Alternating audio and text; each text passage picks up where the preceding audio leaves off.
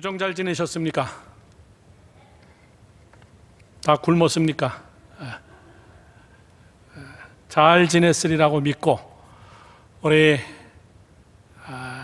SNS로 예배드리는 분들도 우리 옆에 분, 또 우리 지금 다 우리 거리두기로 앉아있지만은 옆에 분 뒤에 분 우리 눈으로 인사를 합시다.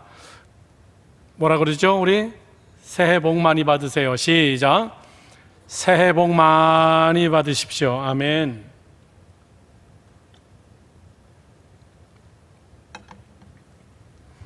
오늘 설교 우리 교회 전체의 주제는 정직입니다. 정직. 자, 좀 초등학생 같지만 다 같이 따라해 보죠. 정직. 다시 한번 더 크게 시작. 정직. 오른손으로 내가 나를 가리키면서 내 마음을 치면서 정직. 다시 한번 시작. 정직. 예. 자, 오늘 예배 마치고 우리 쉐어링 타임 가질 때, 나눔 시간 가질 때에 내가 정말 정직한 사람인가? 나는 100점 만점에 몇 점일까? 왜냐하면 여러분이 제일 잘합니다. 나는 정직한 사람인가? 대한민국 국가가 몇 점인가? 100점 만점에. 이 대한민국이 정직한 나라인가? 또 사회가 정직한 사회인가? 또 여러분, 이 대한민국에 있는 교회들이 정직한 교회인가? 더 구체적으로 여러분 개인이 얼마나 나는 정직한 크리스찬인가? 여러분 스스로에게 점수를 한번 매겨보십시오. 그런데 나라별로 점수 매기는 국제투명성이라는 이런 조직이 있습니다. 1년에 한 번씩 전 세계의 3가지를 중점적으로 언론의 자유 지표, 그 다음에 경제적 지표, 얼마나 돈 쓰는 것이, 돈 받는 것, 돈 주는 것, 돈에 대해서 부정부패한가. 3번째는 국민의 청렴의식, 얼마나 도덕적이고 깨끗하고 범죄율이 작고, 이런 수많은 것들을 해가지고 국제 IT 투명성 이 지표가 1년에 한 번씩 발표됩니다. 자, 200개 나라 중에 대한민국이 몇 위일까요? 얼만큼 정직한 나라일까?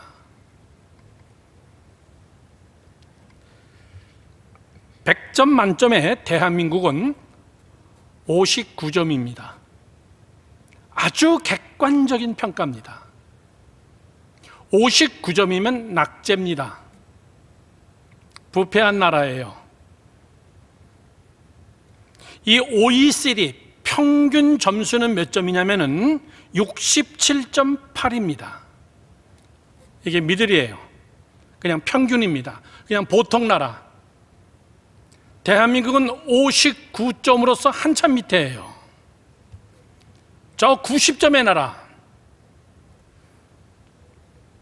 여러분 1위는 어느 나라 같습니까? 세계에서 제일 정직하고 청렴결백하고 깨끗한 나라 1위 두두두두두두둥 1위 덴마크입니다. 제가 한번 불러볼까요? 89점입니다. 스위스 다 부르지 못하지만은 200개를 5위입니다. 85점입니다. 뚝 넘어가서 거의 다 1, 2, 3, 4, 5, 6, 7, 8은 유럽에 있는 나라들입니다. 스위스, 그 다음에 벨기에, 룩셈부르크, 이런 나라들, 깨끗한 나라들입니다. 일본 18입니다. 73점입니다. 우리가 잘 아는 미국 20입니다. 69점입니다. 쭉 건너떠서 대한민국 OECD 30개 나라 중에서 28입니다. 점수는 아까 얘기했던 59점입니다. 60점 아래는 부패한 나라에 속합니다. 즉 이 말은 여러분 잘 보세요. 살기 안 좋은 나라라는 뜻이에요. 사는데 굉장히 거북한 나라라는 말입니다. 스트레스 받고 열받는 나라라는 거예요. 부정부패가 많기 때문에, 거짓 권모술수가 많기 때문에. 전 세계 순위로 볼 때, OECD 국가 말고 전 세계 순위로 볼 때 200개 나라 중에서 대한민국은 몇이냐면 39위입니다. 뚝 떨어집니다.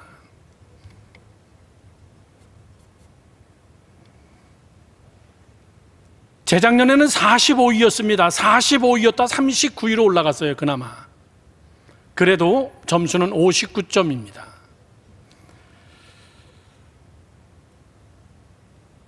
여러분, 200개 나라에서 200등은 한 나라가 어느 나라일까? 꼴찌한 나라.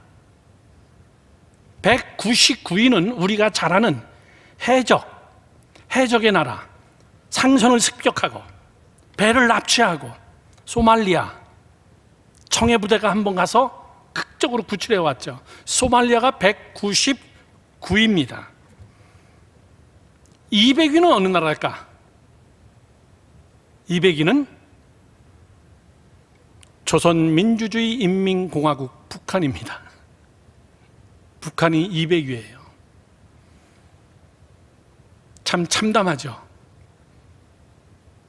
대한민국이 통일되면은 제일 힘든 게 뭐냐면은 59위와 200위 나라가 하나로 맞춰간다는 것은 엄청난 부작용을 가져옵니다. 이게 합치면은 중간 점수가 될 것인가? 그렇지 않다는 겁니다. 대한민국을 향하여서 많은 나라가 만약에 통일이 되면은 상당한 위험 부담을 가지고 있는 것이 동독과 서독의 통일을 그렇게 쉽게 적용하면 안 된다. 정직하지 못한 나라들의 50위 밑에 있는 나라들, 이 두 나라가 합칠 때 어떤 현상이 생길 것인가? 저는 이 정직에 대해서 설교 준비하면서 정확한 데이터를 복귀해서 많은 자료들을 보면서 너무너무나 재밌더라고요. 전문가들에 의하여서 전 세계에서 공평하게 점수를 발표해가지고 누구도 여기에 대해서 여러분 이의를 제기할 나라가 없기 때문에 그래요. 아시아만을 딱 볼 때 아시아가 세계적인 나라고 아시아가 급상하는 나라들이고 아시아의 1, 2위가 한국과 일본이다라고 이야기하는데 사실은 1위는 싱가포르입니다. 85점이에요. 굉장히 깨끗한 나라입니다. 나라도 깨끗하고 국민성도 깨끗하고 정직하고, 여러분 싱가포르 가서 햄버거를 길거리에서 먹거나 껌 씹다가 걸리면 일주일 동안 구금입니다. 일주일 동안 나가서 청소해야 돼요. 만년필 하나, 먹는 거 한 그릇을 뇌물로 받으면 여러분 공무원 누구든지 간에 여러분 엄청난 처벌을 받게 됩니다. 싱가포르이 1위입니다. 아시아의 4위, 세계 4위고 아시아의 1위가 싱가포르예요. 2위는 어느 나라입니까? 아시아에서 홍콩입니다. 홍콩이 76점이에요. 3위는 일본이 73점입니다. 4위는 뜻밖의 나라입니다. 그러나 저는 이 나라가 정직하고 깨끗하다는 것은 알고 있습니다. 68점의 부탄이라는 나라입니다. 불교 국가지만은 굉장히 정직합니다. 행복 지수는 전 세계 하이 탑 클래스에 속하는 나라입니다. 대만, 브루나이 공동 5위 60점으로 대만, 브루나이, 바로 그 밑에 나라 7위가 아시아에서 7위가 대한민국 59점이에요. 제가 왜 이렇게 근거를 제시하는 줄 아십니까? 한국이 살기 좋은 나라는 아니라는 뜻이에요. 부정부패가 낙제점이라는 겁니다. 여러분들은 잘 모르지만 정치를 보거나 뉴스를 보거나 기가 막힌 일들이 많습니다. 믿을 수가 없습니다. 그래서 우리가 많이 쓰는 말이 뭐죠? 대한민국 사람만 유별나게 많이 쓰는 말, 진짜로 이 말을 많이 써요. 너무나 거짓이 많기 때문에. 진짜 이쁘다. 옛날에는 가짜로 이뻤다는 거예요. 근데 그 진짜도 거짓일 수가 있어요. 오죽했으면 2번 얘기해. 진짜 맛있다. 순복음, 우리 교단은 복음 중에 복음이다. 기름도 참기름. 하도 의심과 거짓이 많은 나라이기 때문에 한국만 있는 그런 단어들도 여러분 꽤 많아요. 저는 미국에 있을 때는 우리 교인이 자동차 정비소로 하기 때문에 그냥 교회 차나 제 차는 무조건 갖다 맡겨버리면 알아서 그냥 다 깨끗하게 다 처리해 줍니다. 그런데 여기 와서 조금 걱정되는 게 뭐냐면 많은 것들을 제가 발견했는데 고장 안 났는데 고장 났대요. 고장 안 났는데 고장 났대. 이것도 바꿔야 되고 저것도 바꿔야 되는데 믿을 수가 없어요. 자동차를 갖다 맡기는 게. 그래서 우리 교회 모든 자동차를 고쳐주는 거기다 갖다 그냥 믿고 맡기는 거예요. 물건도 마찬가지입니다. 여러분, 대한민국 정치를 보십시오. 가짜뉴스 세계에서 제일 많은 나라입니다. 뉴스를 보면서도 저것이 맞는지 틀리는지 여러분 그거를 그대로 믿을 수는 없습니다. 정치인들이 정말 국민을 사랑할까? 천만의 이야기입니다. 국회의원 자리입니다. 직업적인 거예요. 자기 당의 이익이 우선입니다. 이런 것들을 보면서 여러분 정직하지 못해요. 교육계가 정직할까요? 천만의 이야기입니다. 이번에 우리 교회와 이 사건으로 인해 가지고 교육청에서 감사를 나왔는데 그 감사가 다 잘못되고 교육청에서 잘못된 것을 가지고 검찰에 다 갖다 경찰에 고발했는데 지난주 금요일 날로 다 무혐의로 다 털렸어요. 경찰들이 낱낱이 조사해 보니까 학교를 갖고 싶은 거예요. 학교를 빼앗고 싶은 거예요. 지난주 금요일 날로 교육청하고의 모든 전쟁이 끝나서 무혐의로 다 끝났어요. 믿을 수가 없습니다, 여러분. 얼마나 이단이 많아요. 전 세계에서 예수라는 자칭이 제일 많은 나라가 대한민국이에요. 저는 오늘 여러분들에게 이 정직에 대해서 여러분께 설명하면서 설교하면서 잘 들으십시오. 정직은 실력입니다. 그 사람의 내면의 실력이에요. 저 사람이 정말 정직하구나. 그건 그 사람의 전체 평가입니다. 저 사람 정말 믿음 좋아. 좋은지 안 좋은지는 어떻게 측량해 볼 방법이 없어요. 근데 저 사람 정말 정직해. 그거는 여러분 알아요. 정직은 능력입니다.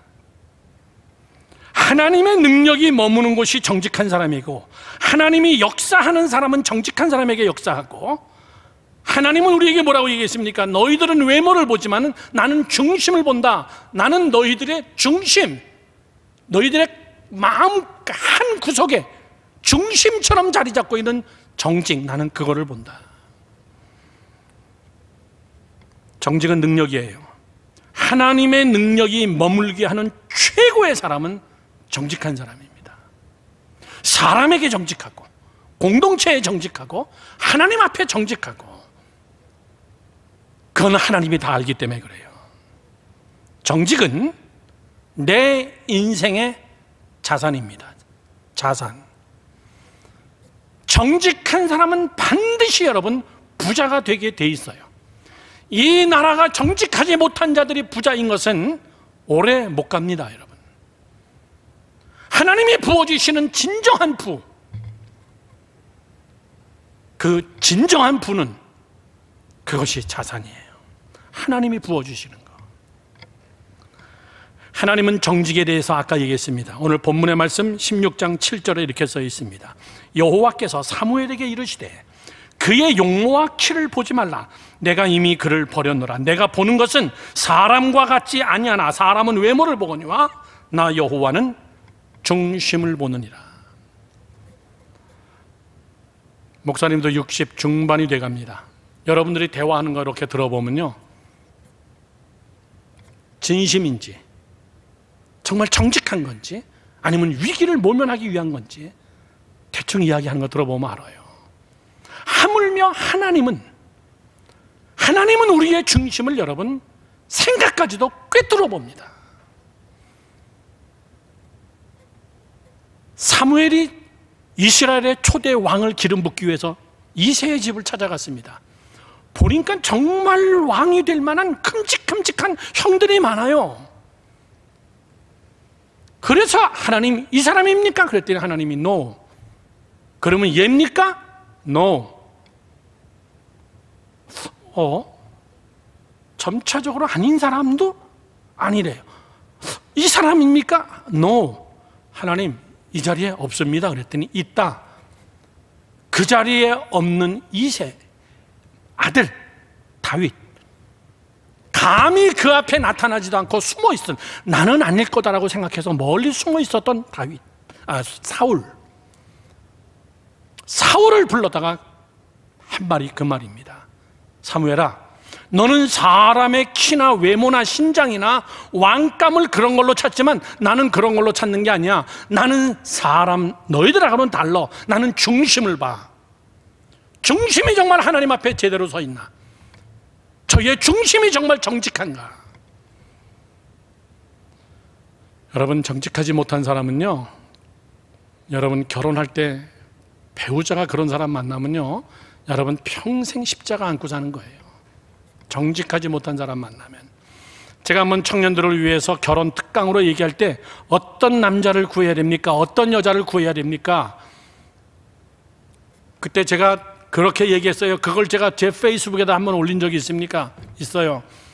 두 가지만 말아. 첫째, 예수 믿는 사람이어야 된다. 목사님이시니까 목사님은. 두 번째는 매너 좋은 사람이어야 된다. 매너. 예의 바른 사람이어야 돼. 여러분, 예의가 왜 중요한 줄 알아요? 정직에서 나오는 거예요. 그 사람의 마음의 중심에서 나오는 외적인 모든 매너, 예절, 예의. 예의가 없는 사람은 여러분 막 굴러먹은 거예요. 예의가 없는 사람은 여러분 정직하지도 못합니다. 아무렇게나, 아무 상황이나 아무렇게나 막 대답해 버립니다. 정직하지 못해요. 오늘 하나님께서 사울을 버리는 장면입니다. 너 정직하지 못하다 그 얘기예요.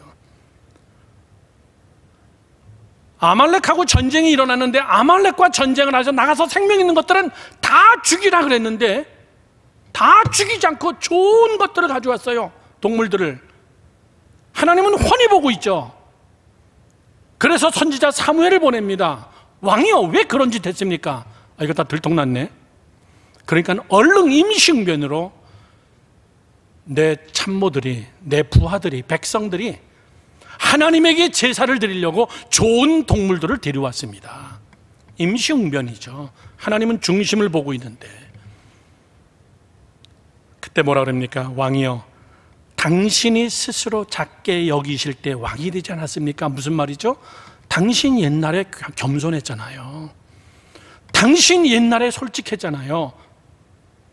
자기 스스로를 작게 여기고 하나님 앞에서 당신 굉장히 겸손했던 사람이잖아요. 그래서 하나님이 당신에게 기름 부은 거잖아요. 왕이 되고 나서 여러분 딱 2년 만에 이렇게 된 거예요. 오래된 것도 아닙니다. 그러니까 1년 조금 넘어서 2년 차에 이렇게 됐으니까 사람이 변해버린 거예요. 높은 자리에 앉다 보니까는 정직이 무너진 거예요. 하늘에 뵈는 게 없는 겁니다. 그때 사울이 뭐라 그럽니까? 사무엘이 뭐라 그래요? 왕이여, 하나님이 당신을 버렸습니다. 그때부터 이제 하얀 길을 걷기 시작하는 거예요. 정직이 무너지니까. 하나님 앞에 정직이 무너지니까.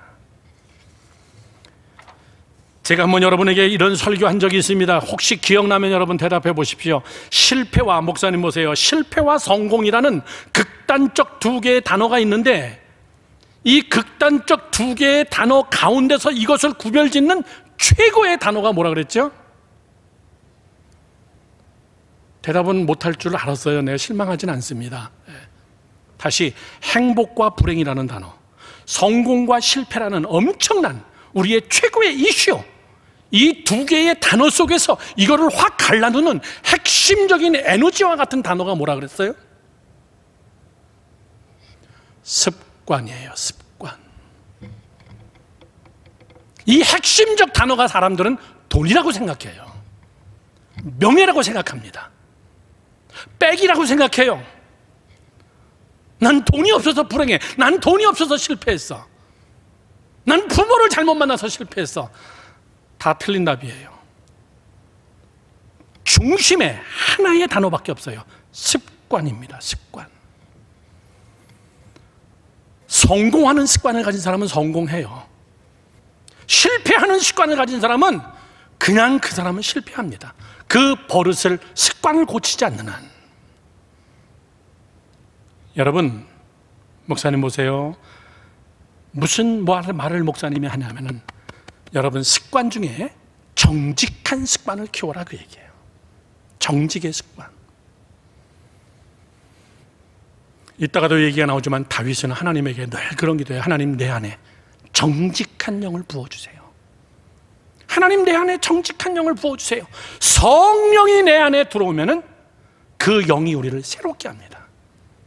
우리의 생각을 새롭게 하고, 우리의 언어를 생각으로 새롭게 하고, 우리의 옛 구습을 쫓아내고, 내 습관이 정말 게으르고 나태하고 변명하고 정말 한심한 그런 습관, 그냥 놔두면은 뻔히 알아요. 쟤는 분명히 실패하겠구나. 실패 정도가 아니랬구나. 습관이 저렇게 돼버렸구나. 여러분, 어떤 습관 가지고 있어요? 성공하는 습관입니까? 여러분, 어떤 정직성을 가지고 있습니까? 저는 오늘 인터넷을 샅샅이 뒤져보면서 아까 얘기했던 세계 200위, 190서부터 200까지는 제가 다 선교 갔던 나라예요. IT, 아프리카 나라들. 그 나라 가보면 늘 내가 느끼는 거예요. 가난할 수밖에 없구나. 가난할 수밖에 없구나. 부패한 것이 이루 말로 할 수 없는, 가난할 수밖에 없구나. 그런데 이들의 의식, 이들의 사고방식, 이들을 정말 새롭게 해서 잘 살고, 이것은 다른 거 없어요. 하나님을 만나게 하는 거예요. 복음으로 하나님을 만나야, 정직한 영이 그 안에 들어가야 이게 새롭게 되지. 오죽했으면 목사님이 선교지에 가서 선교사님들에게 여기 와서 대통령 할까? 내가 대통령 하면 이 나라 확 잘 살게 할 것 같아. 너무나 부패해서. IT에 지진이 났을 때 대한민국에서 엄청난 옷을 보내줬습니다. 근데 그 옷이 도착하자마자 그 다음날 시장에서 팔려요.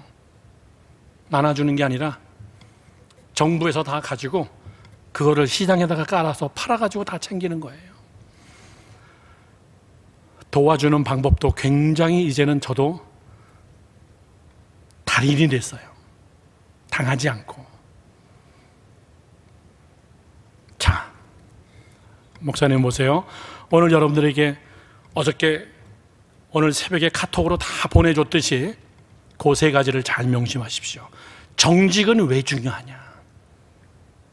바르게 살기 위해서, 도덕적으로 살기 위해서, 이런 율법적인 것이 아니라 정직은 왜 중요하냐? 하나님은 정직을 보고 있기 때문에 그래요. 그리고 정직은 이런 것들을 만들어내기 때문에 그렇습니다. 첫째, 뭐라 그랬죠? 정직은 순종이다, 그 얘기예요. 정직은 순종을 만들어냅니다. 정직한 사람이 여러분 불의의 일을 행하는 거 못 봤습니다. 정직한 사람이 여러분 불순종의 일을 하는 거 못 봤습니다. 정직은 반드시, 정직이 만들어내는 열매는 순종의 열매를 만들어내기 때문에 그래요. 오늘 사울은, 정직했던 사울이 타락하니까는, 그의 영이 타락하니까는 사울은 불순종부터 시작하는 거예요. 그리고 자꾸 거짓말합니다. 자꾸 변명합니다. 정직하지 못한 것이 드러나니까 자꾸 그것을 숨기기 위해서 또 다른 거짓말을 해야 됩니다. 블레셋하고 전쟁이 일어났습니다. 어려서부터 배워온 것은 있습니다. 전쟁 나가기 전에는 항상 번제를 드려야 된다, 이런 생각은 알았어요. 그런데 웬걸 사무엘이 늦게 왔습니다. 군사들이 막 점점 다가옵니다. 우리 이스라엘 군인들이 막 흩어지기 시작해요. 막 불안하기 시작합니다. 왕이여, 전쟁에 나가야 되는 거 아닙니까? 사무엘이 와야 제사를 드리고 나가지. 그러다가 급기야는 어떡하죠? 사울이 그냥 제사를 드려버리는 거예요. 야, 소 갖고 와. 안 되겠다, 늦어서. 그렇게 하고 번제를 확 들여버리고 났는데 그때 사무엘이 도착한 거예요. 왕이여 뭐 했습니까? 했더니 당신이 늦게 왔습니다. 상황에 따라서 법을 여러분 뒤집어 엎는 거 아니에요. 지금 상황이 이렇기 때문에 내가 어쩔 수밖에 없습니다. 그건 여러분 순종이 아니에요. 내가 바쁘기 때문에 예배 못 드립니다. 내가 시간이 없기 때문에 예배 못 드립니다. 난 마음은 그렇지 않습니다. 천만의 얘기입니다.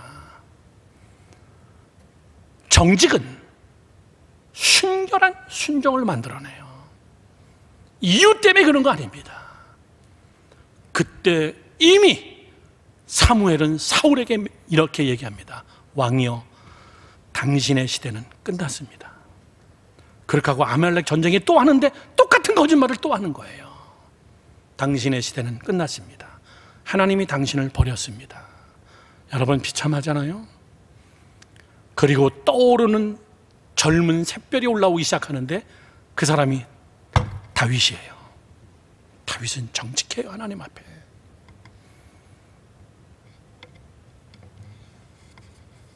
사람이, 잘 들으세요, 이따가 우리 목장 모임에 여러분 제가 맨 밑에 이것을 나누세요라고 제가 여러분께 보내드린 그 글 중에 바로 그겁니다.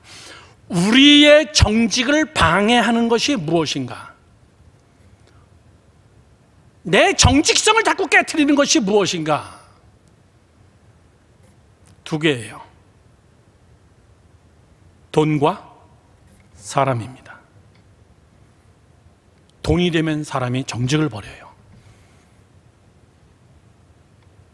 이것이 이득이 된다 싶으면은 정직을 버려버리는 거예요. 오늘 우리는 전도사님, 디렉터, 그리고 우리 목자들 다 같이 함께 기도했어요. 여러분들을 위해서 하나님, 저들이 예배를 포기하고 세상을 선택하지 않게 해주세요.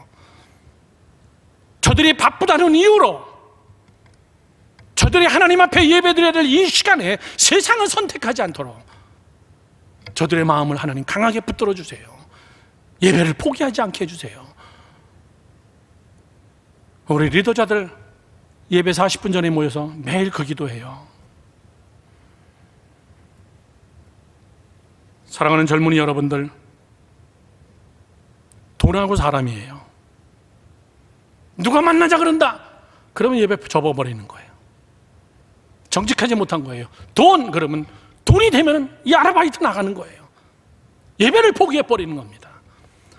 하나님은 나의 중심을 본다 그랬어요. 11조 못 낼 것 같아요. 너무나 돈이 많아요. 그나마 쥐꼬리만큼 버는데 이 중에서 11조를 내라 그러니까는 이게 정직이 또 무너지기 시작하는 겁니다. 이걸 또 포기하기 시작하는 거예요.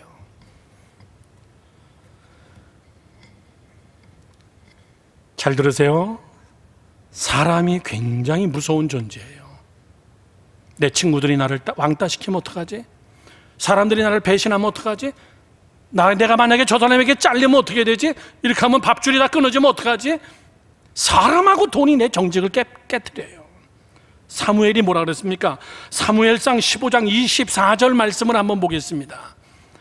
이렇게 써 있습니다. 사울이 사무엘에게 이르되 내가 범죄하였나이다. 회개는 합니다. 그러면 용서해 줘야죠. 그 뒤가 또 거짓말이에요. 여호와의 명령과 당신의 말씀을 어긴 것은 이유되는 거예요. 내가 백성을 두려워하여 그들의 말을 청종하였기 때문에 그렇습니다. 뭐라 그런 거죠? 백성들에게 자기가 백성들이 자기에게 얘기했다는 거예요. 왜? 그 자리가 위태롭거든요. 백성들의 비율을 좀 맞춰주고 싶거든요. 안 돼! 그렇게 하면 안 돼! 하나님이 그렇게 하지 말라 그랬어. 생명 있는 건 다 죽이라 그랬어. 안 돼! 왕으로서 딱 정직하게 나갔어야 되는 건데. 그런데 여러분, 솔직한 이야기로 얘기해 봅시다. 제가 볼 때는 사울이 시켰어. 얘들아, 좋은 거 다 챙겨. 좋은 짐승들 다 챙겨. 그렇게 하고 딱 걸리니까 이건 뭐 훤히 알듯이 사무엘이 찾아와서 지적하니까는 그 죄의 대가를 백성들에게 돌려버리는 거예요.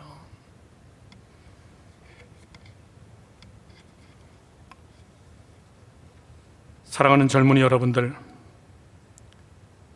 제 이야기를 잘 명심해 보세요.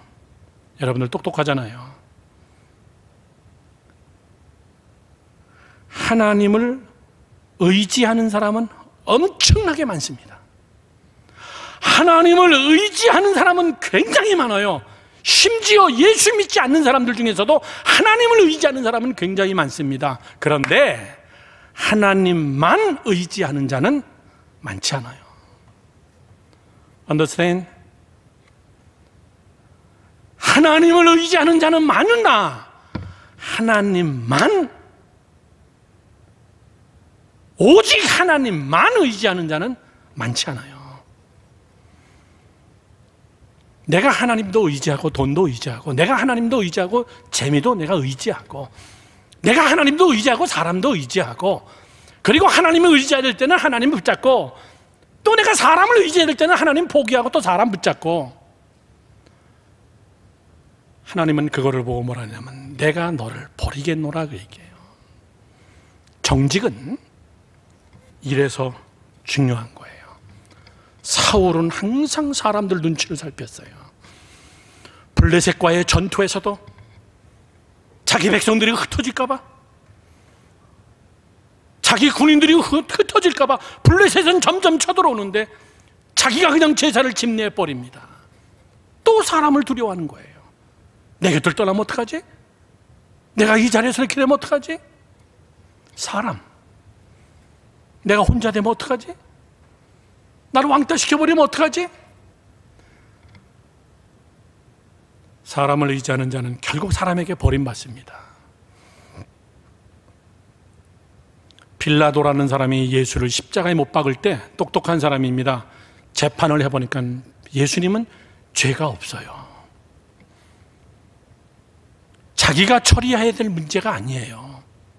그런데 빌라도가 사람을 두려워해요. 유대인들을 두려워해서 자기가 유대 땅의 통치자가 되어야 되기 때문에, 저 사람들의 비유도 맞춰줘야 되기 때문에 빌라도는 뭐라고 하냐면 이 핏값을 나는 너희에게 돌리노라. 그리고 자기 참모에게 세수대야에서 물을 가져오라 해서 거기서 손을 씻습니다. 여러분, 손 씻으면은 죄사함 받지나요? 사람 의식하는 거. 순종은, 정직은 순종을 만들어내요. 그 정직은 누가 키웁니까? 여러분이 습관이 되게 해야 돼요. 습관이 되게.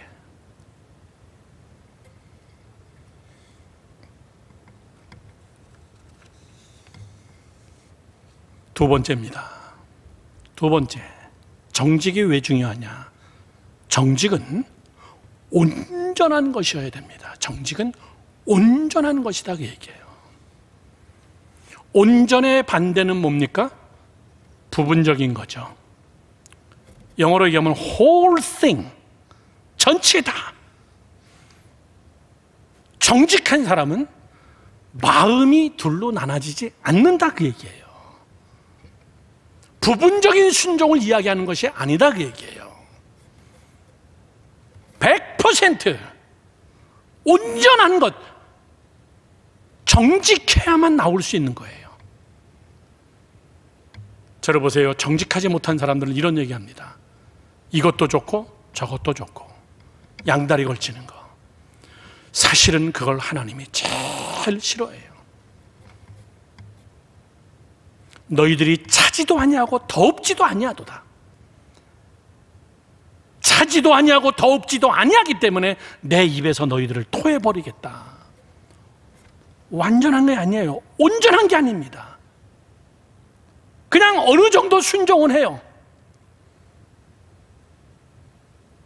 정직은 합니다. 이런 얘기하는 사람이 있어요. 목사님 무슨 얘기예요? 저는 주일 예배 잘 드려요. 여러분, 주일날 하나 잘 드린 거 가지고 크리스찬이라 그러면 천만의 이야기예요. 10계명 중에 하나야. 10분의 1이야. 10분의 1. 여러분, 대한민국 법 중에서 여러분 한 가지만 안 지켜도 여러분들은 법으로 다스림 받아야 돼요. 다 지켜야 돼. 내가 한 가지는 지켰잖아요. 그 바보 같은 이야기잖아요. 그렇죠? 하나님에게도 마찬가지예요. 그런데 정직한 사람은 온전한 마음이 그 안에 있어요. 목사님 보세요. 굉장히 위험한 청년 중에 한 사람이 누구냐면 가변수가 많은 사람이에요. 가변수. 가변수 뭐죠? 가봐야 하는 거. 온전하지 못하다는 뜻이에요. 정직하지 못하다는 겁니다. 그래서 정직은 온전한 것인데, 오늘 1부, 2부 때는 장학일 목사님은 저는 사울을 메인 테마로 잡았고, 장학일 목사님은 아나니아와 삽비라로 얘기했어요. 아나니아와 삽비라는 뭐죠? 초대교회에 막 성령의 바람이 일어나고 막 교회가 부흥하니까는 바나바라는 사람이 집을 딱 팔아가지고 그 집을 교회에다가 바쳐버렸어요. 대단한 사람입니다.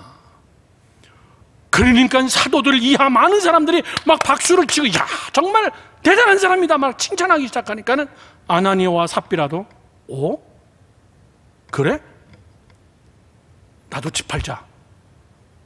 그래가지고 진짜 은혜 받아서 집을 파는 게 아니라 나도 칭찬받고 사람들에게 존경받기 위해서 자기도 집을 딱 팔아버렸어. 팔아버리고 나서 현금을 딱 받고 보니까는 아까워. 왜? 정직한 헌금이 아니었기 때문에. 출발부터가. 바나바는 그 헌금이, 집 전체를 판 헌금이 온전하였으니까 완전히 하나님 위주로, 주의 교회 위주로, 마음 자체가 온전했기 때문에 나눠지지가 않았어요. 그런데 아나니아와 삽비라는 출발부터가 온전하지 않았어. 그래서 와이프하고 우리 절반만 바치자. 합의를 보고 절반을 갖다가 딱 바치니까 사도들이 이것이 전부입니까? 그랬더니 네, 전부입니다. 칭찬해 줄 줄 알았더니 그 자리에서 너는 하나님을 거짓되게 했고, 그 자리에서 급살 맞아서 죽었어. 소위 말하는 그냥 시체로 나간 거예요. 그랬더니 아내가 들어왔어. 무슨 일이 있나요? 아내에게도 물어봅니다. 삽비라에게도 네가 바친 돈 이것이 전부냐? 예, 전부입니다. 아내도 그 자리에서 죽었어. 난 성경에서 제일 불쌍한 사람이 아나니아와 삽비라야. 집은 집대로 팔고 헌금은 헌금대로 하고 그렇게 하고 급살 맞아 죽고. 여러분, 절반만 바쳐도 어딘데. 절반만 바쳐도.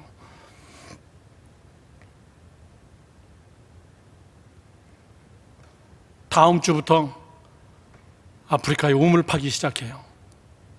제가 못 가기 때문에 현장 답사를 못하고 그냥 인터넷으로 보면서 사진으로 동영상으로 체크하고, 그리고 NGO하고 MOU 맺은 NGO하고 같이 의논해가지고 현장 가서 컴퓨터 촬영해가지고 다음 주부터 우물 파기 시작해요. 아프리카 같은 건 여러분 1,000만 원이 넘어가요. 목사님, 여기는 어쩔 수 없습니다. 태양판으로 전기를 끌어들여가지고 밑에서 우물을 끌어올려야 될 것 같습니다. 이건 태양열판까지 합쳐가지고 전기까지 만드는데 굉장히 많은 돈을 들어가요. 어느 회사에서 그거를 매년마다 하나씩 하시는 분이 계세요.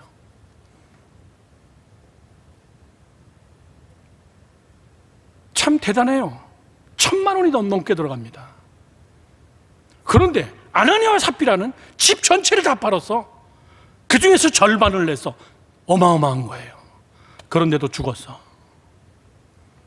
왜 그렇죠? 정직을 위장한 하나님을 욕되게 한 거예요. 정직을 위장한 거예요. 정직한 척한 거예요. 정직은 젊은 여러분들 온전해야 돼요. 깨끗해야 됩니다. 우리가 하나님 앞에 11조를 드린다. 여러분 11조 내는 척하면 안 돼요. 정말 내 수입에 온전한 11조. 아유, 그러면 내지 말아야지. 괜히 반만 냈다가 또 11조 반만 냈다가 죽으면 어떡하지? 이렇게 또 은혜 받는 사람이 있다? 여러분, 사랑을 해도 온전히 하는 거예요. 온전하지 못한 사랑을 하면 어떻게 되는 줄 알아요? 꼭 쌈박질해. 내가 너를 얼마나 사랑했는데. 끝까지 사랑하면 되잖아. 내가 너한테 얼마나 많이 해줬는데, 내가 얼마나 정말 내가 전심으로 당신을 사랑했는데. 자꾸 계산하는 거예요. 온전하지 못해요. 사랑은 자기의 유익을 구치 않냐고, 자랑하지 않냐고, 교만하지 않냐며, 그리고 끝까지 가는 거예요. 견디느니라. 그게 여러분 정직할 때 할 수 있는 거예요. 사랑도 정직해야 해. 요즘 뉴스 보면서 정말 우리 젊은이들 여러분들에게 부탁해요. 애 낳거든 그렇게 죽이면 안 돼. 알겠지?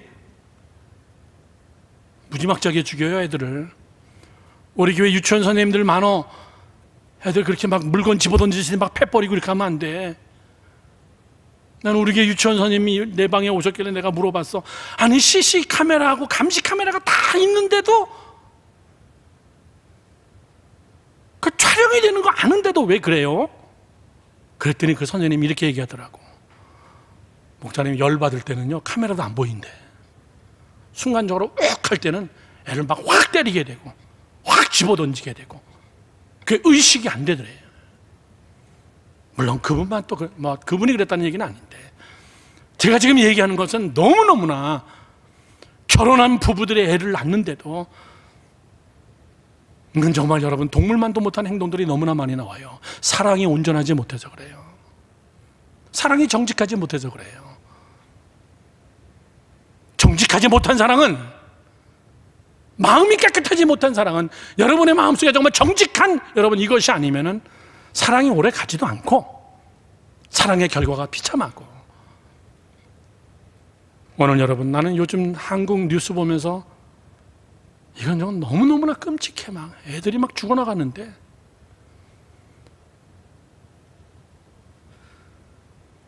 목사님 모시죠? 들어보세요. 여러분 잘 명심하세요. 보는 시각이 정직해야 됩니다. 보는 시각이. 사람들은 대개 내가 보고 싶은 것만 봅니다. 보기 싫은 것은 안 봅니다. 부담되는 건 안 쳐다봅니다. 좋고 즐길 수 있는 것만 쳐다봅니다. 보는 시각이 정직해야 돼요. 내가 예수 믿기로 선택했다면 십자가의 길도 선택해야 된다. 내가 주님을 사랑한다면 내가 그 길을 따라가야 된다. 예수님이 십자가를 지면서 너도 내 길을 따르라고 했으면 나도 거기까지 가는 거다. 보는 시각이 정직해야 돼요. 두 번째는 듣는 귀가 정직해야 됩니다. 듣고 싶은 소리만 들으면 안 돼요. 여러분들을 향하여 거친 소리를 해도 하나님의 말씀으로 듣는 귀가 있어야 됩니다. 저 사람 참 귀가 정직하구나. 뭐라고 충고하면은 나만 그런가요 뭐. 요즘 충고하기도 쉽지가 않아. 벌써 얼굴 표정이 딱 바뀌어버려요. 내 말이 안 맥혔구나. 얼른 나도 그냥 주워 담아. 듣는 귀가 정직해야 됩니다. 세 번째는요, 사람의 이목구미를 얘기하는 거예요. 말하는 입이 정직해야 돼요.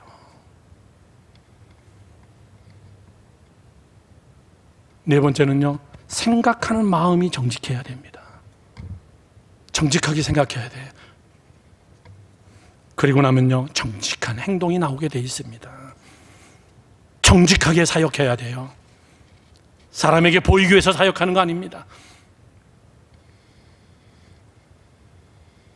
다윗은 얼마나 정직했냐면은 그 아들 솔로몬이 아버지가 정직하다고 아들이 인정할 정도였어요. 성경 열왕기상 3장 6절 말씀을 한번 다 같이 함께 보겠습니다. 솔로몬이 이르되 주의 종 내 아버지 다윗이 성실과 공의와 정직한 마음으로 주와 함께 주 앞에서 행함으로 주께서 그에게 큰 은혜를 베푸셨고 주께서 또 그를 위하여 그 큰 은혜를 항상 주사 오늘과 같은 그의 자리에 앉을 이들을 그에게 주셨나이다. 무슨 얘기죠? 정직한 아버지 밑에서 솔로몬이 보고 자란 거예요. 우리 아버지는 정직했습니다. 그래서 하나님에게 많은 복을 받았습니다. 그래서 나도 왕이 될 수 있었습니다.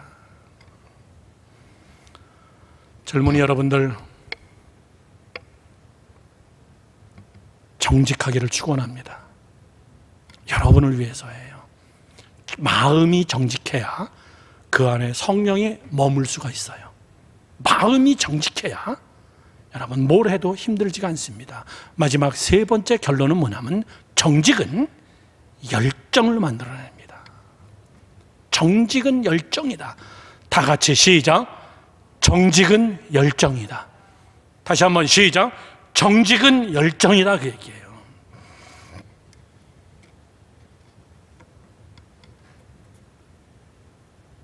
정직해 보세요. 두려울 게 없어요. 정직해 보세요. 여러분, 걸릴 게 없습니다. 많이 걸릴 것들이 있을 수도 있죠. 그러나 열정이 식지 않습니다. 왜? 내 안에 정직한 영이 있기 때문에. 정직은 선택한 것에 대한 자세예요. 저 사람 정말 정직하게 선택하고 정직하게 그 일을 끝까지 하는구나.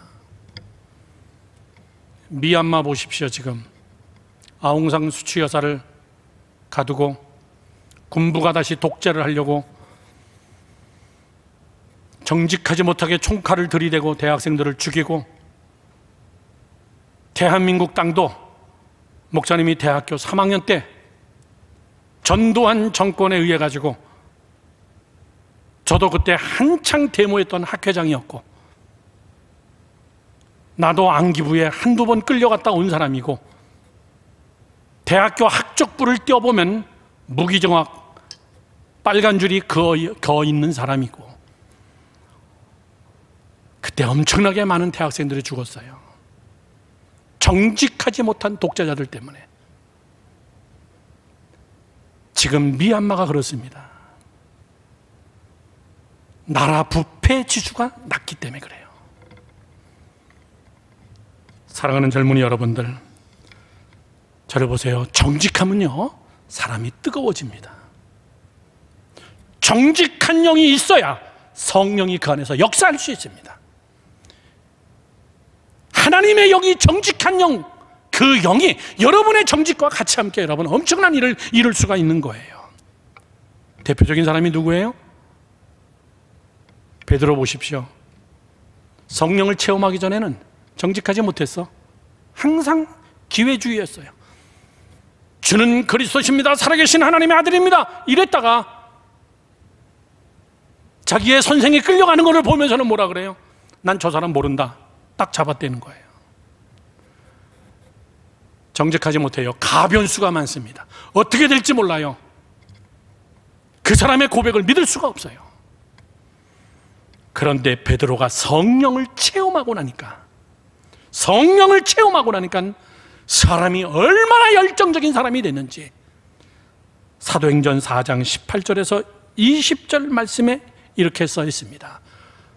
그들을 불러, 제자들을 불러 경고하여 도무지 예수의 이름으로 말하지도 말고 가르치지도 말라 하니, 베드로와 요한이 대답하여 이르되 하나님 앞에서 너희의 말을 듣는 것이 하나님의 말씀을 듣는 것보다 옳은가 너 판단하라. 우리는 다 같이 시작. 보고 들은 것을 말하지 아니할 수 없다. 나 예수님 부활한 거 봤어. 근데 어떻게 그런 얘기 하지 말라 그러냐? 소위 요즘 말로 경찰서에서 붙들어다가 예수님이 부활했다는 사건이 너무나 사회를 혼란스럽게 만드니까는 자기들이 시체를 훔쳐다가 예수님의 무덤을 비워놓고, 그리고 부활했다고 너희들이 지금 거짓 얘기하고 다니는데 이렇게 역적 모의를 하기 시작했어요. 옛날 같았으면 베드로는요, 안 할게요, 이랬을 거예요. 내가 보고 들은 거를 말하지 않을 수가 없노라. 열정이 생기는 거예요. 정직한 영이 들어가면.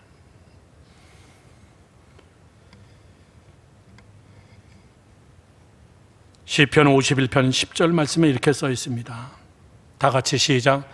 하나님이여 내 속에 정한 마음을 창조하시고 내 안에 정직한 영을 새롭게 하소서. 하나님, 내 안에 정직한 영을 새롭게 해주세요. 저를 보세요. 정직은 영이다 그 얘기예요. 정직은 인간론이 아니라 인격론이 아니라 정직은 여러분 인문학이 아니라 정직은 영이에요. 영. 정직한 영의 반대 사단의 영은 여러분 유혹의 영입니다. 거짓의 영이에요. 나는 여러분 안에 이 정직한 영, 여러분 저 기도를 많이 하세요. 하나님, 내 안에 정직한 영을 허락해 주세요. 정직한 영을 부어주세요. 하나님, 내 안에 정직한 영을 하나님 허락해 주세요. 다시 한번 결론을 맺습니다. 정직은 실력입니다. 많이 공부하고 좋은 데 나오고 박사학위 받았는데 정직하지 못한 도둑놈들이 많아요. 배움은 뭐해? 쓰레기인데. 정직하지 못한데. 불이하게 돈을 벌고 있는데. 인격적인 실력이고 영적인 실력이고 그 사람의 간음 치수인 이 정직의 실력. 나는 여러분들이 이런 실력자가 되기를 주님의 이름으로 축원합니다. 정직은 능력이라고 그랬습니다. 여러분, 정직한 자가 기도해야 능력이 나타나는 거예요. 정직한 영을 가지고 하나님 앞에 기도하는 자에게 하나님은 역사하는 겁니다. 정직은 내 인생의 재산입니다. 재산. 아직 여러분들은 결혼도 안 했잖아요. 나는 여러분하고 같이 함께 마지막으로 이 찬송을 다 같이 함께 찬양하기를 원합니다. 여러분 같이 함께 고백하면서 우리 이 찬양을 부르세요. 하나님, 정결한 마음 주세요. 하나님, 내 안에 정결한 마음을 허락해 주시옵소서. 정직한 영을 하나님 새롭게 해주세요. 이걸 찬양으로 예수 전도단에서 번역한 곡인데 여러분 이 말씀으로 여러분들이 하나님 앞에 가까이 나가는 자가 되기를 주님의 이름으로 축원합니다. 우리 한번 다 같이 부르고 두 번째 부를 때에 우리 통성으로 기도하고 세 번째 부를 때에 우리 다 같이 함께 준비한 예물을 함께 하나님께 드리도록 하겠습니다.